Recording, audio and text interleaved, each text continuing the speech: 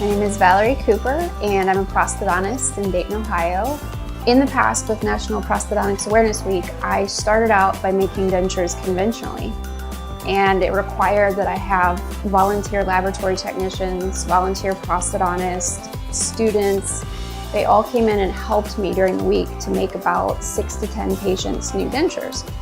Because printing has come along so much, I was able to not need volunteer help and use printing as a way to make a lot of dentures for a lot of patients. In fact, more than I've ever attempted during the week. And I was able to do it very cost effectively.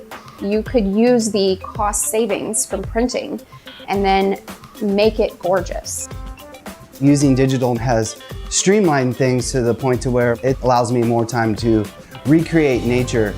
You still have the human component to all of these processes, but you're using technology to make it easier and better than before.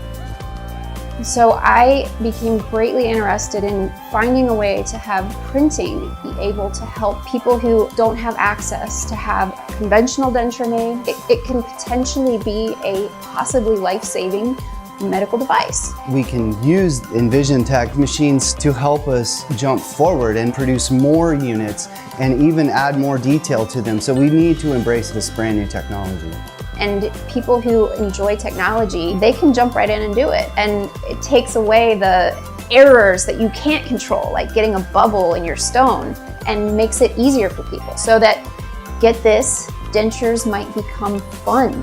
Not just for patients to have them made, it would be like a shopping experience. It's going to be fun for the clinicians, for the staff, and for technicians.